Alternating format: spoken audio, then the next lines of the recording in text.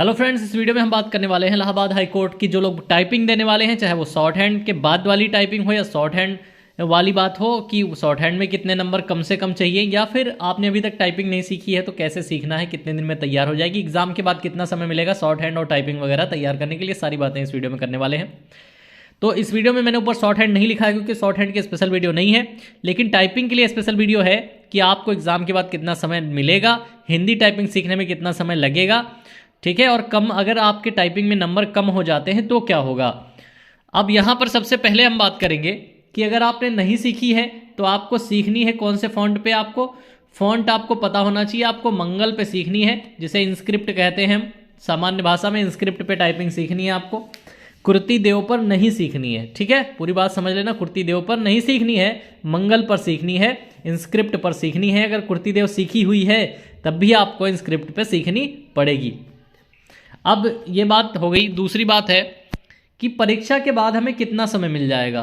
तो भाई देखो, ऐसा हुआ कि परीक्षा देखो अगर आपकी जनवरी में हो रही है, इसके बाद बात यह है कि कुंभ का मेला है और टाइपिंग आपकी इलाहाबाद में होती है और कहीं नहीं होती है, तो हम ये उम्मीद करके चलते हैं कि आपको जो समय मिलेगा परीक्षा के बाद, जो समय मिलने वाला है वो मिलेगा करीब 2 महीने का, ठीक है।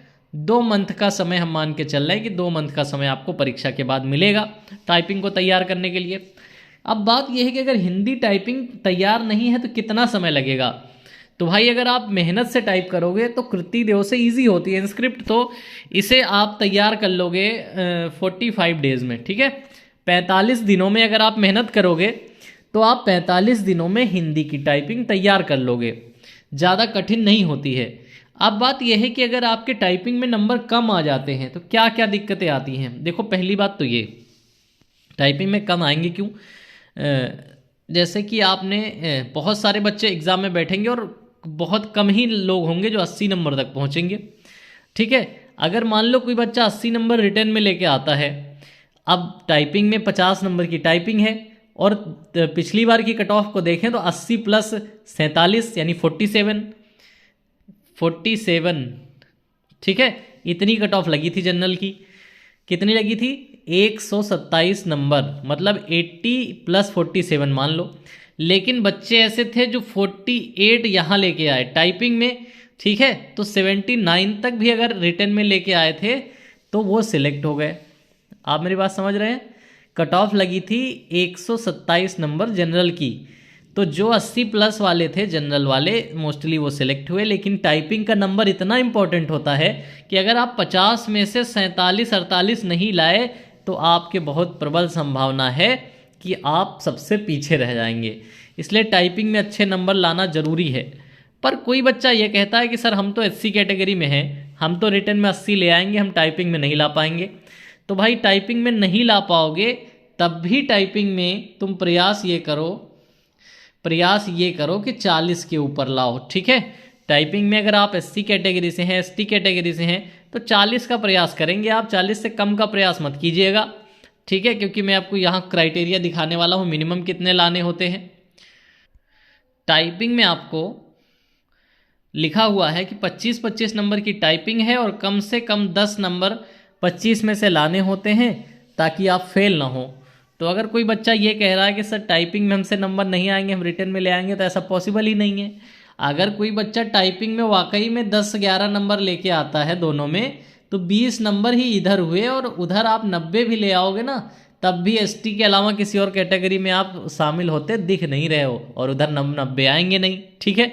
तो इसका मतलब ये है कि टाइपिंग में नंबर लाना बहुत महत्वपूर्ण है।